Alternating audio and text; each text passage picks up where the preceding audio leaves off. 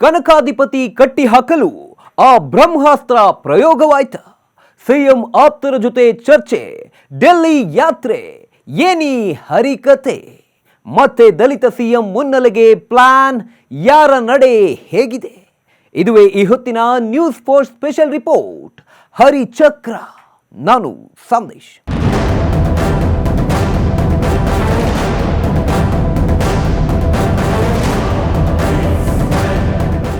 Breakfast ಮೀಟಿಂಗ್ಗಳು power sharing ಅನುಮಾನವನ್ನ ಇನ್ನಷ್ಟು ಹೆಚ್ಚಿಸಿವೆ. ಹೀಗಾಗಿ ಯಾವ ಸಂದರ್ಭದಲ್ಲಿ ಹೈಕಮಾಂಡ್ ನಾಯಕರು ಯಾವ ನಿರ್ಧಾರ ಕೈಗೊಳ್ತಾರೋ ಗೊತ್ತಿಲ್ಲ. ಒಟ್ನಲ್ಲಿ ಸಿದ್ದು ಸಿಎಂ ಕುರ್ಚಿ ತೂಗುಯ್ಯಾಲೆಯಲ್ಲಿರುವುದು ಪಕ್ಕ. ಆದರೆ ಈ ಸಂದರ್ಭದಲ್ಲಿ ಸಿದ್ದರಾಮಯ್ಯ ಕನಕಾಧಿಪತಿಯನ್ನ ಕಟ್ಟಿ ಹಾಕೋದಕ್ಕೆ ಬ್ರಹ್ಮಾಸ್ತ್ರ ಪ್ರಯೋಗಿಸಿದ್ದಾರೆ. ಅದು ಬಿಕೆ ಹರಿಪ್ರಸಾದ್ ಮೂಲಕ. ಹಾಗಾದ್ರೆ ಏನದು ಬ್ರಹ್ಮಾಸ್ತ್ರ? ಸಿಎಂ ಕುರ್ಚಿಯನ್ನ ಸೇಫ್ ಮಾಡುತ್ತಾ ಆ ಅಸ್ತ್ರ? ಆ ಬಗ್ಗೆ ಹೇಳ್ತೀವಿ ಈ ರಿಪೋರ್ಟ್ನಲ್ಲಿ. ಹಿಂದಾದ ಮಹಾದೊಡ್ಡ ನಾಯಕರಾಗಿರ್ತಕ್ಕಂಥ ಸನ್ಮಾನ್ಯ ಸಿದ್ದರಾಮಯ್ಯ ಅವ್ರನ್ನ ನಾನು ಆಹ್ವಾನಿಸ್ತೀನಿ. ನಾವೆಲ್ಲರೂ ಸಹ ಅವರಿಗೆ ಧನ್ಯವಾದಗಳನ್ನ ಅರ್ಪಿಸಬೇಕಾಗತ್ತೆ.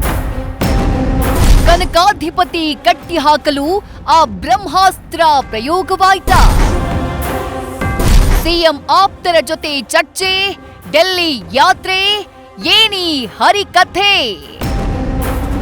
ಮಾನ್ಯ ಕೆ.ಸಿ. ವೇಣುಗೋಪಾಲ್ ರವರು ಮುಖ್ಯಮಂತ್ರಿಗಳಲ್ಲಿ ಮನವಿ ಮಾಡಿದ್ದಾರೆ.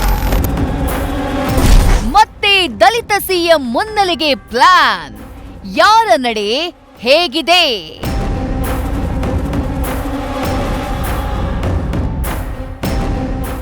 ಬೀಸೋ ದೊಣ್ಣೆಯಿಂದ ತಪ್ಪಿಸಿಕೊಳ್ಳುವುದಕ್ಕೆ ಯಾವ ಅಸ್ತ್ರಗಳನ್ನ ಪ್ರತ್ಯಾಸ್ತ್ರವಾಗಿ ಬಿಡಬೇಕು, ಯಾವ ರೀತಿಯಲ್ಲಿ ತಪ್ಪಿಸಿಕೊಳ್ಳಬೇಕು ಅನ್ನುವುದನ್ನ ಈ ಜಗತ್ತಿನಲ್ಲಿ ರಾಜಕಾರಣಿಗಳಷ್ಟು ಚೆನ್ನಾಗಿ ಅರ್ಥ ಮಾಡಿಕೊಂಡವರು ಇನ್ನೊಬ್ರು ಇಲ್ವೇ ಇಲ್ಲ.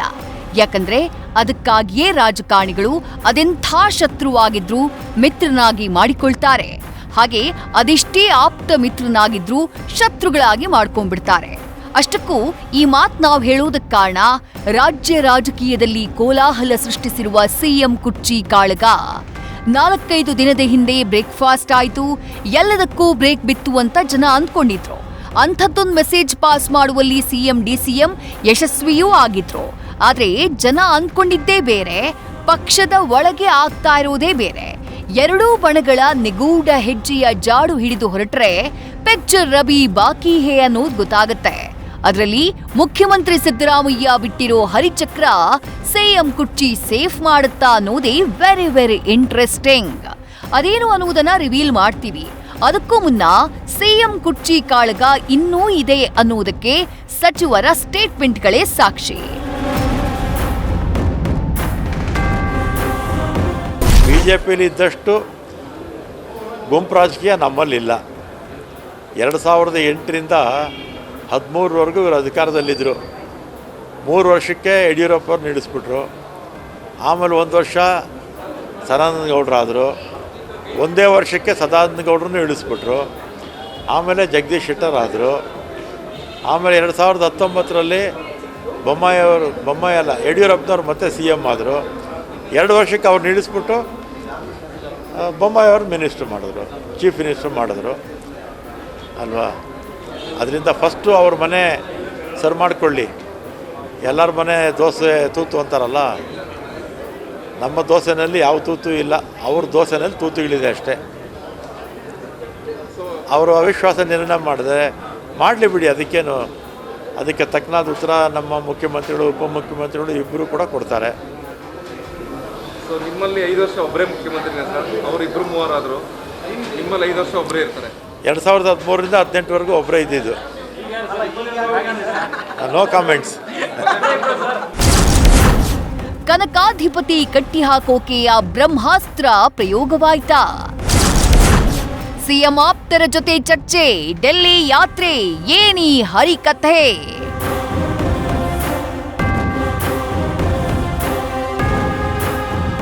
ರಾಜಕೀಯದಲ್ಲಿ ಯಾವುದು ಯಾವಾಗ ಅಸ್ತ್ರವಾಗುತ್ತೆ ಅಂತ ಹೇಳೋಕ್ ಸಾಧ್ಯ ಇಲ್ಲ.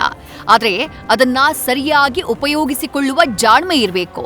ಸದ್ಯ ಮುಖ್ಯಮಂತ್ರಿ ಸಿದ್ದರಾಮಯ್ಯ ಅವರಿಗೂ ತಮ್ಮ ಕುರ್ಚಿ ಮುಂದಿನ 2.5 ವರ್ಷವೂ ಇರುತ್ತೋ ಇಲ್ವೋ ಅನ್ನೋದು ಕನ್ಫರ್ಮ್ ಇಲ್ಲ. ಕಾರಣ ಬ್ರೇಕ್ಫಾಸ್ಟ್ ಮೀಟಿಂಗ್ ಮಾಡಿದ ಬೆನ್ನಲ್ಲೇ ತಾವಿಬ್ಬರು ಹೈಕಮಾಂಡ್ ನಿರ್ಧಾರಕ್ಕೆ ಬದ್ಧ ಅನ್ನುವುದನ್ನ ಸಿದ್ದರಾಮಯ್ಯ ಹೇಳಿದ್ದಾರೆ ಹೊರತು ತಾನೇ ಮುಖ್ಯಮಂತ್ರಿಯಾಗಿ ಮುಂದುವರಿತೀನಿ ಅಂತ ಹೇಳಿಲ್ಲ. ಹೀಗಾಗಿ ಹೈಕಮಾಂಡ್ ಏನ್ ನಿರ್ಧಾರ ಮಾಡುತ್ತೋ ಅದು ಅವ್ರಿಗೂ ಗೊತ್ತಿಲ್ಲ.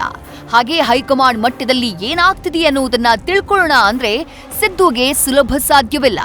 ಈ ಸಂದರ್ಭದಲ್ಲಿ ಸಿದ್ದರಾಮಯ್ಯ ಪಾಲಿಗೆ ಬಿಕೆ ಹರಿಪ್ರಸಾದ್ ಆಪದ್ ಬಾಂಧವರಾಗ್ತಿದ್ದಾರೆ.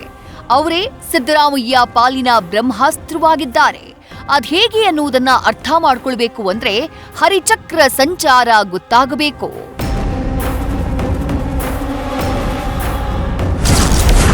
ಇಪ್ಪತ್ತು ದಿನದ ಹಿಂದೆ ರಾಜ್ಯದಲ್ಲಿ ಸಿಎಂ ಕುರ್ಚಿ ಫೈಟ್ ತಾರಕಕ್ಕೇರಿದಾಗ ರಾಹುಲ್ ಗಾಂಧಿ ಭೇಟಿಗೆ ಸಿದ್ದು ಡಿಕೆ ಮುಂದಾಗಿದ್ರು. ಆದ್ರೆ ಅವ್ರಿಗಿಂತ ಮೊದಲು ರಾಹುಲ್ ಗಾಂಧಿಯನ್ನ ಭೇಟಿ ಮಾಡುವುದಕ್ಕೆ ಅವಕಾಶ ಸಿಕ್ಕಿದ್ದು ಬಿಕೆ ಹರಿಪ್ರಸಾದ್ ಅವರಿಗೆ. ಹಾಗೆ ದೆಹಲಿಯಿಂದ ಬರ್ತಾ ಇದ್ದ ಹಾಗೆ ಹಲವು ಸಚಿವರ ಜೊತೆ 1-to-1 ಮಾತುಕತೆಯನ್ನ ನಡೆಸಿದ್ರು. ಪ್ರಮುಖವಾಗಿ ಸತೀಶ್ ಜಾರಕಿಹೊಳಿ, ಎಚ್.ಸಿ. ಮಹದೇವಪ್ಪ, ಪರಮೇಶ್ವರ್, ಮುನಿಯಪ್ಪ, ಜಮೀರ್ ಅವರನ್ನ ಭೇಟಿ ಮಾಡಿ ಚರ್ಚೆ ಮಾಡಿದ್ದಾರೆ. ಅವರ ಜೊತೆ ಮುಖ್ಯಮಂತ್ರಿ ಸಿದ್ದರಾಮಯ್ಯ ಅವರನ್ನೂ ಭೇಟಿ ಮಾಡಿದ್ದಾರೆ ಹರಿಪ್ರಸಾದ್. ಸಿದ್ದು ಡಿಕೆ ಬ್ರೇಕ್ಫಾಸ್ಟ್ ಮೀಟಿಂಗ್ ಮಾಡಿ ಆದ ಮೇಲೆ ಸತೀಶ್ ಜಾರಕಿಹೊಳಿ ಮನೆಯಲ್ಲಿ ಮೀಟಿಂಗ್ ನಡೆದಿದ್ದು ಅಲ್ಲಿ ಪರಮೇಶ್ವರ್ ಮತ್ತು ಹರಿಪ್ರಸಾದ್ ಕಾಣಿಸಿದ್ರು. ಇನ್ನು ಮಂಗಳೂರಿನಲ್ಲಿ ಕಾರ್ಯಕ್ರಮ ಆಯೋಜನೆ ಮಾಡ್ತಾರೆ. ಅಲ್ಲಿ ಸಿದ್ದರಾಮಯ್ಯ ಮತ್ತು ವೇಣುಗೋಪಾಲ್ ಭೇಟಿಗೆ ಸೇತುವೆಯನ್ನ ನಿರ್ಮಿಸಿಕೊಡ್ತಾರೆ. ಮಂಗಳೂರಿನಲ್ಲಿ ಕಾರ್ಯಕ್ರಮ ಮುಗಿಸ್ಕೊಂಡು ಬಂದ್ಮೇಲೆ ಸತೀಶ್ ಜಾರಕಿಹೊಳಿ ಪರಮೇಶ್ವರ್ ಜೊತೆ ರಹಸ್ಯ ಮಾತುಕತೆಯನ್ನ ಮಾಡಿದ್ದಾರೆ ಅಂತ ಹೇಳಲಾಗ್ತಾ ಇದೆ. ಇದೀಗ ದೆಹಲಿಗೆ ಹರಿಪ್ರಸಾದ್ ಪ್ರಯಾಣ ಬೆಳೆಸಿರುವುದರಿಂದ ಕುತೂಹಲ ಸೃಷ್ಟಿಯಾಗಿದೆ.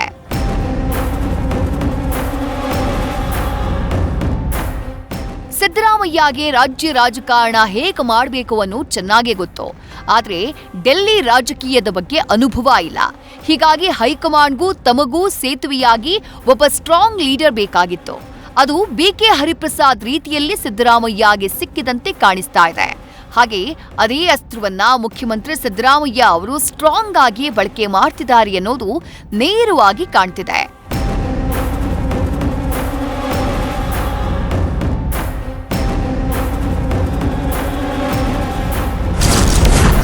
ಸಿದ್ದು ಹೈಕಮಾಂಡ್ಗೆ ಸೇತುವೆಯಾದ್ರ ಹರಿಪ್ರಸಾದ್. ಡಿಕೆ ಕುರ್ಚಿ ಓಟಕ್ಕೆ ಬ್ರೇಕ್ ಹಾಕುತ್ತಾ ಸಿದ್ದು ಬಿಟ್ಟ ಹರಿಚಕ್ರ.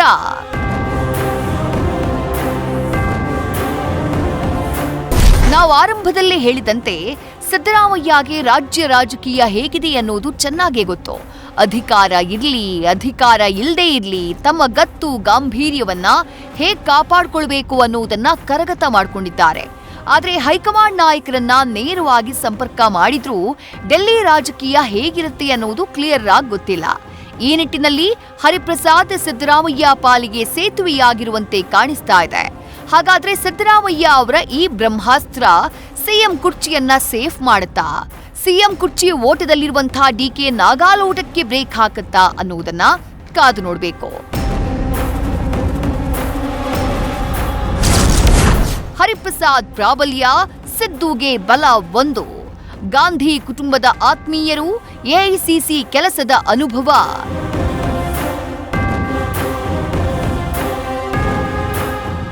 ಬಿಕೆ ಹರಿಪ್ರಸಾದ್ ಸದ್ಯ ರಾಜ್ಯ ರಾಜಕೀಯದಲ್ಲಿದ್ದಾರೆ. ವಿಧಾನ ಪರಿಷತ್ ಸದಸ್ಯರಾಗಿದ್ದಾರೆ. ಆದರೆ ಹರಿಪ್ರಸಾದ್ಗೆ ರಾಜ್ಯ ರಾಜಕೀಯಕ್ಕಿಂತ ರಾಷ್ಟ್ರ ರಾಜಕಾರಣದ ಮೇಲೆ ಹಿಡಿತಾ ಇರೋ ಜಾಸ್ತಿ. ಹಲವು ವರ್ಷಗಳ ಕಾಲ ಎಐಸಿಸಿಯಲ್ಲಿ ಕೆಲಸ ಮಾಡಿದ ಅನುಭವ ಇದೆ. ಹಲವಾರು ರಾಜ್ಯಗಳಿಗೆ ಉಸ್ತುವಾರಿಯಾಗಿ ಕಾರ್ಯನಿರ್ವಹಿಸಿದ ಎಕ್ಸ್ಪೀರಿಯನ್ಸ್ ಇದೆ. ಹಾಗೆ ಗಾಂಧಿ ಕುಟುಂಬಕ್ಕೆ ಹತ್ತಿರದವರು. ಹೀಗಾಗಿ ಯಾವುದೇ ಸಂದರ್ಭದಲ್ಲಿ ಹೈಕಮಾಂಡ್ ನಾಯಕರನ್ನ ಭೇಟಿ ಮಾಡ್ತಾರೆ. ಇದು ಸದ್ಯ ಸಿಎಂ ಕುರ್ಚಿ ದಂಗಲ್ನಲ್ಲಿರೋ ಸಿದ್ದರಾಮಯ್ಯಗೆ ಅನುಕೂಲವಾಗ್ತಾ ಇದೆ.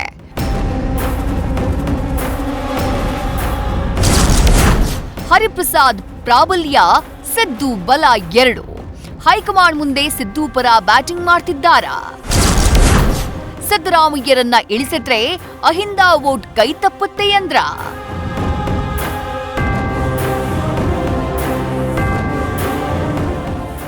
ಬಿಕೆ ಹರಿಪ್ರಸಾದ್ ಅವರು ರಾಹುಲ್ ಗಾಂಧಿಯನ್ನ ಭೇಟಿಯಾಗಿ ಬಂದಿದ್ದಾರೆ. ಇಲ್ಲಿ ಸಿದ್ದರಾಮಯ್ಯ ಆಪ್ತರಾಗಿರೋ ಅಹಿಂದ ಸಚಿವರ ಜೊತೆ ಸರಣಿ ಮೀಟಿಂಗ್ ಮಾಡಿದ್ದಾರೆ. ಇವೆಲ್ಲವನ್ನ ನೋಡ್ತಾ ಇದ್ರೆ ಹರಿಪ್ರಸಾದ್ ಸದ್ಯದ ಕುರ್ಚಿ ಕಾಳಗದಲ್ಲಿ ಸಿದ್ದರಾಮಯ್ಯ ಪರ ಇದ್ದಾರೆ ಅನ್ನೋದನ್ನ ತಿಳ್ಕೊಳ್ಳೋದಕ್ಕೆ ರಾಕೆಟ್ ಸೈನ್ಸ್ ಅಲ್ವೇ ಅಲ್ಲ. ಹಾಗೆ ಇದೀಗ ಮತ್ತೆ ಡೆಲ್ಲಿಗೆ ಹೋಗಿದ್ದಾರೆ.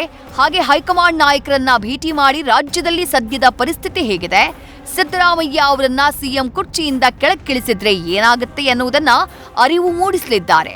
ಗದ್ದುಗೆಯಿಂದ ಸಿದ್ದರಾಮಯ್ಯ ಅವರನ್ನ ಇಳಿಸಿದ್ರೆ ಕಾಂಗ್ರೆಸ್ನಿಂದ ಅಹಿಂದ ವೋಟ್ಗಳು ದೂರಾಗ್ತಾವೆ. ಮುಂದಿನ ದಿನಗಳಲ್ಲಿ ಕಾಂಗ್ರೆಸ್ಗೆ ಕಷ್ಟವಾಗುತ್ತೆ. ಇದನ್ನ ಹೈಕಮಾಂಡ್ಗೆ ಹೇಳಲಿದ್ದಾರೆ ಎನ್ನಲಾಗಿದೆ. ಈ ಹಿಂದೆ ರಾಹುಲ್ ಗಾಂಧಿಯನ್ನ ಭೇಟಿ ಮಾಡಿದ್ದ ಸಂದರ್ಭದಲ್ಲೂ ರಾಜ್ಯಕ್ಕೆ ಸಿದ್ದರಾಮಯ್ಯ ಅನಿವಾರ್ಯ ಅಂತ ಹೇಳಿದ್ರು ಅನ್ನೋ ಮಾಹಿತಿ ಇದೆ.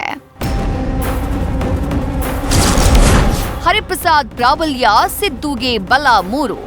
ಹರಿಪ್ರಸಾದ್ ಮಾತಿಗೆ ಹೈಕಮಾಂಡ್ನಲ್ಲಿಯೂ ತೂಕ.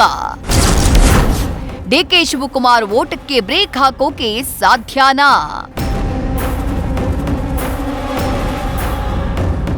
ದೆಹಲಿ ರಾಜಕೀಯ ಹೇಗಿರುತ್ತೆ ಎನ್ನುವುದನ್ನ ಸಖತ್ತಾಗಿ ಅರ್ಥ ಮಾಡಿಕೊಂಡವರು ಹರಿಪ್ರಸಾದ್. ಇನ್ನು ಗಾಂಧಿ ಕುಟುಂಬಕ್ಕೂ ಆತ್ಮೀಯರು. ಬೇಕಾದಾಗ ರಾಹುಲ್ ಗಾಂಧಿಯನ್ನ ಭೇಟಿ ಮಾಡುವ ಸಾಮರ್ಥ್ಯ ಉಳ್ಳವರು. ಹೀಗಾಗಿ ಹರಿಪ್ರಸಾದ್ ಮಾತಿಗೆ ಹೈಕಮಾಂಡ್ನಲ್ಲೂ ತೂಕ ಇದೆ. ಇದು ಸಿಎಂ ಕುರ್ಚಿಯನ್ನ ಸೇಫ್ ಮಾಡುತ್ತಾ, ಡಿಕೆ ಶಿವಕುಮಾರ್ ಓಟಕ್ಕೆ ಬ್ರೇಕ್ ಹಾಕಿಸುತ್ತಾ ಅನ್ನುವುದನ್ನ ಕಾದು ನೋಡಬೇಕು. ಹರಿಪ್ರಸಾದ್ ಹೈಕಮಾಂಡ್ ನಾಯಕರನ್ನ ಯಾವ ರೀತಿಯಲ್ಲಿ ಕನ್ವಿನ್ಸ್ ಮಾಡ್ತಾರೆ ಅನ್ನೋದ್ರ ಮೇಲೆ ಸಿದ್ದು ಕುರ್ಚಿ ಸೇಫ್ ಆಗುತ್ತೋ ಇಲ್ವೋ ಅನ್ನೋದು ಡಿಸೈಡ್ ಆಗುತ್ತೆ. ಒಂದಂತೂ ಸತ್ಯ, ಹರಿಪ್ರಸಾದ್ ಮಾತಿಗೆ ಹೈಕಮಾಂಡ್ನಲ್ಲಿ ತೂಕ ಇದೆ ಎನ್ನುವುದು ನಾವು ಮರೆಯೋ ಹಾಗಿಲ್ಲ. ಅಷ್ಟಕ್ಕೂ ಒನ್ ಟೈಮ್ನಲ್ಲಿ ಶತ್ರುಗಳ ರೀತಿಯಲ್ಲಿ ವಾಗ್ದಾಳಿ ಮಾಡ್ತಾ ಇದ್ದ ಹರಿಪ್ರಸಾದ್ ದಿಢೀರ್ ಅಂತ ಸಿದ್ದರಾಮಯ್ಯಗೆ ಕ್ಲೋಸ್ ಆಗಿದ್ದ ಹೇಗೆ? ಸಿದ್ದು ಆಪ್ತರು ದಲಿತ ಸಿಎಂ ಅಸ್ತ್ರವನ್ನ ಮುನ್ನೆಲೆಗೆ ತರುವುದಕ್ಕೆ ಹೇಗೆ ಪ್ರಯತ್ನ ಪಡ್ತಿದ್ದಾರೆ ಅನ್ನೋದು ಗೊತ್ತಾದ್ರೆ ಇನ್ನಷ್ಟು ರಾಜಕೀಯ ರಹಸ್ಯಗಳು ಹೊರಬರ್ತಾವೆ.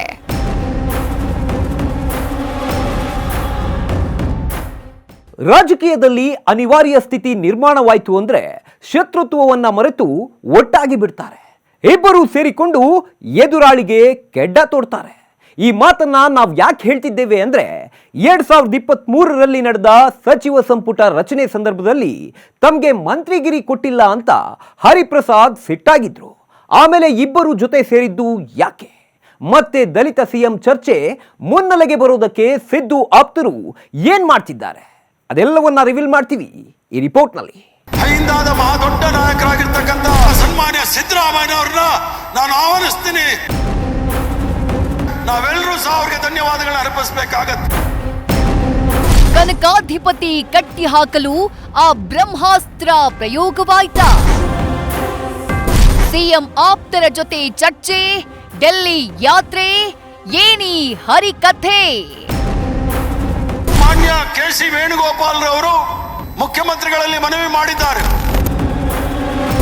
ಮತ್ತೆ ದಲಿತ ಸಿಎಂ ಮುನ್ನೆಲೆಗೆ ಪ್ಲಾನ್. ಯಾರ ನಡೆ ಹೇಗಿದೆ?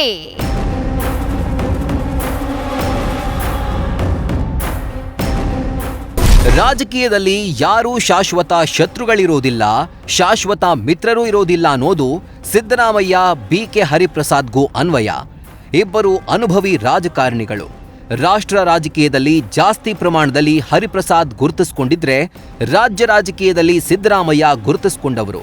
ಇವರಿಬ್ಬರ ಸ್ನೇಹ ಸಿದ್ದರಾಮಯ್ಯ ಕಾಂಗ್ರೆಸ್ ಸೇರ್ಪಡೆಯಾದಾಗಿನಿಂದ 2023ರಲ್ಲಿ ಎಲೆಕ್ಷನ್ ರಿಸಲ್ಟ್ ಬಂದು ಸಚಿವ ಸಂಪುಟ ರಚನೆ ಮಾಡೋವರೆಗೂ ಚೆನ್ನಾಗಿಯೇ ಇತ್ತು. ಆದರೆ ಅಲ್ಲಿಂದ ವಿರುದ್ಧ ದಿಕ್ಕಿನಲ್ಲಿ ಸಾಗಿತ್ತು. ಅಷ್ಟಕ್ಕೂ ಆಗಿದ್ದೇನು ಅಂದ್ರೆ 2023ರಲ್ಲಿ ಎಲೆಕ್ಷನ್ ನಡೀತಾ ಇರೋ ಸಂದರ್ಭದಲ್ಲಿ ಬಿಕೆ ಹರಿಪ್ರಸಾದ್ ವಿಧಾನ ಪರಿಷತ್ನಲ್ಲಿ ಪ್ರತಿಪಕ್ಷದ ನಾಯಕರಾಗಿದ್ರು. ಸಾಮಾನ್ಯವಾಗಿ ವಿರೋಧ ಪಕ್ಷದ ನಾಯಕರಿಗೆ ಪಕ್ಷ ಅಧಿಕಾರಕ್ಕೆ ಬಂದಾಗ ಸಚಿವ ಸ್ಥಾನ ನೀಡೋದು ವಾಡಿಕೆ ಕಾಂಗ್ರೆಸ್ನಲ್ಲಿತ್ತು. ಅದೇ ನಿರೀಕ್ಷೆಯಲ್ಲಿ ಹರಿಪ್ರಸಾದ್ ಇದ್ರು. ಆದರೆ ಸಚಿವ ಸಂಪುಟ ವಿಸ್ತರಣೆ ವೇಳೆ ಹರಿಪ್ರಸಾದ್ ಅವರನ್ನ ಮಂತ್ರಿಗಿರಿಯಿಂದ ಹೊರಗಿಡಲಾಗಿತ್ತು.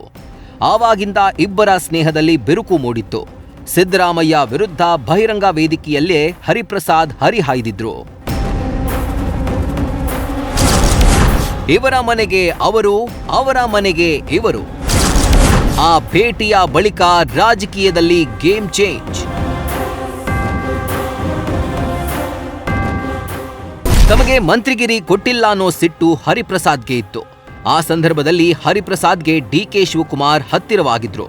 ಆದ್ರೆ ಅದೇನಾಯ್ತೋ ಏನೋ, ದಿಢೀರಂತ ಸಿದ್ದು ಹರಿಪ್ರಸಾದ್ ನಡುವಿನ ಸ್ನೇಹ ಮತ್ತೆ ಚಿಗುರೊಡೆಯಲು ಶುರುವಾಯಿತು. ಅದರಲ್ಲಿಯೂ ಪದೇ ಪದೇ ಸಿಎಂ ಕುರ್ಚಿ ಫೈಟ್ ಜೋರಾದ ಹಿನ್ನೆಲೆಯಲ್ಲಿ ಆ ಸ್ನೇಹ ಬಂಧ ಇನ್ನಷ್ಟು ಬಿಗಿಯಾಗ್ತಾ ಹೋಯಿತು. ಹಾಗೆ ಮುಖ್ಯಮಂತ್ರಿಗಳ ಮನೆಗೆ ಹರಿಪ್ರಸಾದ್ ಹೋಗಿ ಭೇಟಿ ಮಾಡಿ ಮಾತುಕತೆ ಮಾಡಿ ಬರ್ತಾರೆ. ಅದಾದ್ಮೇಲೆ ಹರಿಪ್ರಸಾದ್ ಮನೆಗೆ ಮುಖ್ಯಮಂತ್ರಿಗಳು ಹೋಗಿ ಭೇಟಿ ಮಾಡಿ ಬರ್ತಾರೆ. ಅಲ್ಲಿಂದ ರಾಜ್ಯ ರಾಜಕೀಯದ ಗೇಮ್ ಚೇಂಜ್ ಆಯಿತು ಅಂದ್ರೆ ಖಂಡಿತ ತಪ್ಪಾಗದು. ಸದ್ಯದ ರಾಜಕೀಯ ಚಿತ್ರಣ ನೋಡ್ತಾ ಇದ್ರೆ ಸಿದ್ದರಾಮಯ್ಯ ಮತ್ತು ಅವರ ಆಪ್ತರ ಪಾಲಿಗೆ ಹರಿಪ್ರಸಾದ್ ಆಪದ್ ಬಾಂಧವರಂತೆ ಕಾಣಿಸ್ತಾ ಇದ್ದಾರೆ. ಆದರೆ ಆ ಸ್ನೇಹ ವರ್ಕೌಟ್ ಆಗುತ್ತೋ ಇಲ್ವೋ ಅನ್ನೋದಕ್ಕೆ ಕಾಲವೇ ಉತ್ತರ ಕೊಡಬೇಕು. ಸಿದ್ದು ವೇಣುಗೋಪಾಲ್ ಭೇಟಿಯಾಗುವಂತೆ ಮಾಡಿದ ಹರಿಪ್ರಸಾದ್. ಇಬ್ಬರು ನಾಯಕರ ನಡುವೆ ರಹಸ್ಯ ಮಾತು, ಕುರ್ಚಿ ಚರ್ಚೆ ಆಯ್ತಾ? ಸಿಎಂ ಕುರ್ಚಿ ಬಿಸಿ ಇರೋದ್ರಿಂದ ಡೆಲ್ಲಿಗೂ ಯಾರೂ ಬರಬೇಡಿ, ನಾವೇ ಇಬ್ಬರನ್ನ ಕರೆಸಿ ಮಾತನಾಡ್ತೀವಿ ಅಂತ ಹೈಕಮಾಂಡ್ ನಾಯಕರು ಕಟ್ಟಾಜ್ಞೆ ಮಾಡಿದ್ದಾರೆ. ಹೀಗಾಗಿ ಸಿದ್ದರಾಮಯ್ಯ ಮತ್ತು ಡಿಕೆ ಶಿವಕುಮಾರ್ ಇಬ್ಬರು ಹೈಕಮಾಂಡ್ ನಾಯಕರು ಕರೆ ಮಾಡಿದಾಗ ಹೋಗ್ತೀವಿ ಅಂತ ಹೇಳಿದ್ರು. ಬಟ್ ಇಂಥ ಸಂದರ್ಭದಲ್ಲಿ ಸಿದ್ದರಾಮಯ್ಯ ಮತ್ತು ಹೈಕಮಾಂಡ್ ನಾಯಕರಾಗಿರೋ ಕೆಸಿ ವೇಣುಗೋಪಾಲ್ ಭೇಟಿ ಮಾಡಿಸಿದ್ದು ಬಿಕೆ ಹರಿಪ್ರಸಾದ್ ಅಂದ್ರೆ ತಪ್ಪಾಗಲ್ಲ. ಅದೇಗೆ ಅಂದ್ರೆ ಮಂಗಳೂರಿನಲ್ಲಿ ಕಾರ್ಯಕ್ರಮ ಆಯೋಜನೆ ಮಾಡಿ ಅದಕ್ಕೆ ಸಿದ್ದರಾಮಯ್ಯ ಮತ್ತು ವೇಣುಗೋಪಾಲ್ಗೆ ಆಹ್ವಾನ ಕೊಡ್ತಾರೆ. ಈ ಸಂದರ್ಭದಲ್ಲಿ 15 ನಿಮಿಷಗಳ ಕಾಲ ಸಿದ್ದರಾಮಯ್ಯ ವೇಣುಗೋಪಾಲ್ ನಡುವೆ 1-to-1 ಮಾತುಕತೆ ನಡೆಯುತ್ತೆ. ವೇಣುಗೋಪಾಲ್ ಮುಂದೆ ಸಿಎಂ ಸ್ಥಾನದ ಬಗ್ಗೆ ಸಿದ್ದರಾಮಯ್ಯ ಪ್ರಸ್ತಾಪ ಮಾಡಿದ್ದಾರೆ. ನಾಯಕತ್ವ ಗೊಂದಲಕ್ಕೆ ಬ್ರೇಕ್ ಹಾಕಬೇಕು, ಗೊಂದಲ ಬಗೆಹರಿಸಬೇಕು ಅಂತ ಸಿದ್ದರಾಮಯ್ಯ ಕೇಳ್ಕೊಂಡಿದ್ದಾರೆ. ಆವಾಗ ರಾಹುಲ್ ಗಾಂಧಿ ಜೊತೆ ಚರ್ಚೆ ಮಾಡೋದಾಗಿ ವೇಣುಗೋಪಾಲ್ ಭರವಸೆ ನೀಡಿದ್ದಾರೆ ಅಂತ ಹೇಳಲಾಗ್ತಾ ಇದೆ. ಮತ್ತೆ ದಲಿತ ಸಿಎಂ ಮುನ್ನೆಲೆಗೆ ಪ್ಲಾನ್, ಯಾರ ನಡೆ ಹೇಗಿದೆ? ರಾಜ್ಯದಲ್ಲಿ ದಲಿತರಿಗೆ ಸಿಎಂ ಸ್ಥಾನ ಕೊಡಬೇಕು ಅನ್ನೋ ಆಗ್ರಹ ಇದ್ದದ್ದು ಇಂದು ನಿನ್ನೆಯಿಂದ ಅಲ್ಲ, ಹಲವಾರು ದಶಕಗಳ ಕಾಲ ಕೇಳಿ ಬರ್ತಾನೆ ಇದೆ. ಪ್ರತಿ ಚುನಾವಣೆ ಆದಾಗೂ ಬರುತ್ತೆ, ಹಾಗೆ ಅಷ್ಟೇ ವೇಗದಲ್ಲಿ ಮರೆಯಾಗುತ್ತೆ. ಆದರೆ ಈ ಬಾರಿ ದಲಿತ ಸಿಎಂ ಅನ್ನೋದು ಸಿದ್ದು ಆಪ್ತರಿಗೆ ಒಂದು ಅಸ್ತ್ರವಾಗಿ ಬಳಕೆ ಆಗ್ತಾ ಇದೆ ಅಂದ್ರೆ ಖಂಡಿತ ತಪ್ಪಾಗಲ್ಲ. ಅದ್ಹೇಗೆ ಅನ್ನೋದನ್ನ ಹೇಳ್ತೀವಿ. ಅದಕ್ಕೂ ಮುನ್ನ ಛಲವಾದಿ ಮಹಾಸಭಾದ ಆಗ್ರಹ ಏನು ಅನ್ನೋದನ್ನ ಕೇಳ್ಕೊಂಡ್ಬಿಡಿ. ನಮ್ಮ ಸಮಾಜದ ವತಿಯಿಂದ ದಾವಣಗೆರೆ ಜಿಲ್ಲಾ ಛಲವಾದಿ ಮಹಾಸಭಾದ ವತಿಯಿಂದ ನಾವು ಕಾಂಗ್ರೆಸ್ ಹೈಕಮಾಂಡನ್ನು ಮತ್ತು AICCಯನ್ನು ಒತ್ತಾಯ ಮಾಡ್ತಾ ಇರೋದೇನೆಂದರೆ, ಕರ್ನಾಟಕ ಸರ್ಕಾರದ ಗೃಹ ಸಚಿವರಾದಂಥ ಡಾಕ್ಟರ್ ಜಿ ಪರಮೇಶ್ವರ್ ಅವರು ದೂರದೃಷ್ಟಿಯ ಗುಣವುಳ್ಳ ನಾಯಕತ್ವವನ್ನು ಹೊಂದಿರತಕ್ಕಂಥವರು ಮತ್ತು ಸಜ್ಜನ ರಾಜಕಾರಣಿಯವರು ಹಾಗೂ KPCC ಅಧ್ಯಕ್ಷರಾಗಿ 8 ವರ್ಷಗಳ ಸುದೀರ್ಘ ಸೇವೆಯನ್ನು ಸಲ್ಲಿಸಿ ಕಾಂಗ್ರೆಸ್ ಪಕ್ಷವನ್ನು ಅಧಿಕಾರಕ್ಕೆ ತಂದಂಥ ವ್ಯಕ್ತಿಯವರು. ಮತ್ತು ಎಲ್ಲ ಜನಾಂಗದವರ ಒಂದು ಪ್ರೀತಿ ವಿಶ್ವಾಸವನ್ನು ಗಳಿಸಿದಂಥ ರಾಜ್ಯದ ನಾಯಕರಾಗಿರ್ತಕ್ಕಂಥವ್ರು. ನಾವು ಹೈಕಮಾಂಡ್ಗೆ ಒತ್ತಾಯ ಏನಂತ ಹೇಳಿದ್ರೆ, ಬದಲಾವಣೆ ಮಾಡುವ ಸಂದರ್ಭ ಬಂದರೆ, ಅದನ್ನು ಸ್ಪಷ್ಟವಾಗಿ ಹೇಳ್ತೀನಿ, ಹೈಕಮಾಂಡ್ ಏನಾದರೂ ತೀರ್ಮಾನ ಮಾಡಿ ಬದಲಾವಣೆ ಮಾಡುವಂಥ ಒಂದು ಸಂದರ್ಭ ಬಂದರೆ ನಮ್ಮ ಡಾಕ್ಟರ್ ಜಿ ಪರಮೇಶ್ವರ್ ಅವರನ್ನು ಅವರು ಗಣನೆಗೆ ತೆಗೆದುಕೋಬೇಕು ಮತ್ತು ಅವರನ್ನು ಮುಖ್ಯಮಂತ್ರಿಯಾಗಿ ನೇಮಕ ಮಾಡಬೇಕು ಅಂತೇಳಿ ನಮ್ಮ ಸಮಾಜ ಇವತ್ತು ಒತ್ತಾಯ ಮಾಡ್ತದೆ. ಎಸ್, ಇಷ್ಟು ದಿನ ರಾಜಕೀಯ ನಾಯಕರ ಮಟ್ಟದಲ್ಲಿದ್ದ ದಲಿತ ಸಿಎಂ ಮಾತು ಸಮುದಾಯದ ಮಟ್ಟಕ್ಕೂ ಹೋಗಿದೆ. ದಲಿತ ಸಮುದಾಯದವರು ಸಿಎಂ ಬದಲಾವಣೆ ಮಾಡೋದಾದ್ರೆ ಪರಮೇಶ್ವರ್ಗೆ ಅವಕಾಶ ಕೊಡಬೇಕು, ಇಲ್ಲವೇ ಮಲ್ಲಿಕಾರ್ಜುನ್ ಖರ್ಗೆ ಅವರನ್ನ ಸಿಎಂ ಮಾಡಬೇಕು ಅಂತ ಆಗ್ರಹ ಮಾಡ್ತಿದ್ದಾರೆ. ಇದೊಂದು ರೀತಿಯಲ್ಲಿ ಸಿದ್ದು ಆಪ್ತರಿಗೆ ವೈದ್ಯ ಹೇಳಿದ್ದು ಹಾಲು ಅನ್ನ, ರೋಗಿ ಬಯಸಿದ್ದು ಹಾಲು ಅನ್ನ ಅನ್ನೋ ರೀತಿಯಲ್ಲಿದೆ. ಸಿದ್ದರಾಮಯ್ಯನವ್ರನ್ನ ಯಾವುದೇ ಕಾರಣಕ್ಕೂ ಇಳಿಸಲೇಬಾರ್ದು, ಇಳಿಸಿದ್ರೆ ನಮ್ಮಲ್ಲೇ ಒಬ್ಬರು ಮಾಡಬೇಕು ಅಂತ ನಂತರ ರೂಪಿಸ್ತಾ ಇದ್ದಾರೆ ಅಂತ ಆರೋಪ. ಯಾರು ಮಾಡಿದ್ದಾರೆ ಆರೋಪ? ಅಲ್ಲ, ಆರೋಪ ಯಾರು ಮಾಡಿದ್ದಾರೆ? ನಾನೆಲ್ಲೂ ಕೇಳಲಿಲ್ಲಪ್ಪ. ಯಾರು ಆರೋಪ ಮಾಡಿ ಸ್ಪೆಸಿಫಿಕ್ ಆಗಿ ಹೇಳಿದರೆ ಅವ್ರ ಮೇಲೆ ಉತ್ತರ ಕೊಡ್ತೀನಿ. ಪಕ್ಷದೊಳಗೆ ಚರ್ಚೆ ಅಲ್ಲ, ಊಟ ಮಾಡೋದು, ಜೊತೆಯಲ್ಲಿ ಓಡಾಡೋದು, ಮತ್ತು ನಾವು ಜೊತೆಯಲ್ಲಿ ಟ್ರಾವೆಲ್ ಮಾಡೋದು, ಅದೇ ಒಂದು ಆತಂಕ ಸೃಷ್ಟಿ ಮಾಡೋದಾದರೆ ಭಾರತೀಯ ಜನತಾ ಪಾರ್ಟಿಗೆ ಇನ್ನೂ ಜಾಸ್ತಿ ಮಾಡ್ತೀವಿ. ಅಲ್ಲ, BJP ಅವ್ರಿಗೇನು ಆತಂಕ ಇಲ್ಲ ಸರ್, ಕಾಂಗ್ರೆಸ್ ಅವ್ರಿಗೆ ಸ್ವಲ್ಪ ಆತಂಕ. ನಾನು ಅದಕ್ಕೆ ಕೇಳಿದ್ದು ಅವರಿಗೆ. ನಾನು ಅವ್ರಿಗೆ ಯಾಕೆ ಕೇಳಿದೆ ಅಂದರೆ, ಯಾರು ಸ್ಪೆಸಿಫಿಕ್ ಆಗಿ ಹೇಳಿದ್ರೆ ಅವ್ರಿಗೆ ಉತ್ತರ ಕೊಡೋಣ. ಡಿ ಡಿಕೆ ಶಿವಕುಮಾರ್ ತಮಗೆ ಇದೇ ಅವಧಿಯಲ್ಲಿ ಮುಖ್ಯಮಂತ್ರಿ ಸ್ಥಾನ ಬೇಕೇ ಬೇಕು ಅಂತ ಬಿಗಿ ಪಟ್ಟು ಹಾಕಿರೋದ್ರಿಂದ ಹೈಕಮಾಂಡ್ ನಾಯಕರು ಇಕ್ಕಟ್ಟಿನಲ್ಲಿದ್ದಾರೆ. ಹೀಗಾಗಿ ಹೈಕಮಾಂಡ್ ನಾಯಕರು ಯಾವ ರೀತಿಯ ಸಂಧಾನ ಸೂತ್ರ ರಚನೆ ಮಾಡ್ತಾರೋ ಗೊತ್ತಿಲ್ಲ. ಆದ್ರೆ ಈಗ ಅಲ್ಲದೆ ಇದ್ರೂ ಮುಂದಿನ ದಿನಗಳಲ್ಲಿ ಆದ್ರೂ ಡಿಕೆಶಿಗೆ ಸಿಎಂ ಸ್ಥಾನ ನೀಡೋ ಸಾಧ್ಯತೆ ಇದೆ. ಹೀಗಾಗಿ ಈಗಲೇ ದಲಿತ ಸಿಎಂ ಅಸ್ತ್ರ ಬಿಡಬೇಕು ಅಂತ ಸಿದ್ದು ಆಪ್ತರು ಪ್ಲಾನ್ ಮಾಡಿದ್ದಾರೆ. ಆ ಸಿದ್ಧತೆಗಳು ನಡೀತಾ ಇವೆ. ಬಟ್ ಇದಕ್ಕೆ ಡಿಕೆ ಶಿವಕುಮಾರ್ ಬಣದವರು ಸೈಲೆಂಟ್ ಆಗಿರ್ತಾರಾ? ಖಂಡಿತ ಸಾಧ್ಯವಿಲ್ಲ. ಅವರು ಏನಾದ್ರೂ ಅಸ್ತ್ರವನ್ನ ಪ್ರಯೋಗ ಮಾಡ್ತಾರೆ. ಆದ್ರೆ ಅಂತಿಮವಾಗಿ ಯಾರು ಗೆಲ್ತಾರೆ, ಯಾರು ಮೇಲುಗೈ ಸಾಧಿಸ್ತಾರೆ ಅನ್ನೋದನ್ನ ಕಾದ್ ನೋಡೋಣ.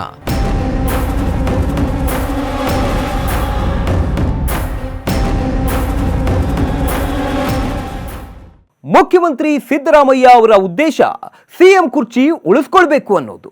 ಹಾಗೆ ಡಿಕೆ ಶಿವಕುಮಾರ್ಗೆ ತಾವು ಸಿಎಂ ಗದ್ದುಗೆ ಏರ್ಬೇಕು ಅನ್ನೋದು. ಈ ದಂಗಲ್ನಲ್ಲಿ ಯಾರು ಗೆಲುವು ಸಾಧಿಸ್ತಾರೆ ಅನ್ನೋದಕ್ಕೆ ಕಾಲವೇ ಉತ್ತರ ನೀಡುತ್ತೆ. ಇದಾಗಿತ್ತು ಈ ಹೊತ್ತಿನ ವಿಶೇಷ. ಕ್ಷಣ ಕ್ಷಣದ ಮಾಹಿತಿಗಾಗಿ ನೋಡ್ತಾ ಇರಿ ನ್ಯೂಸ್ ಫಸ್ಟ್, ನಿರ್ಭೀತಿಯಿಂದ ನಿಮ್ಮ ಪರವಾಗಿ.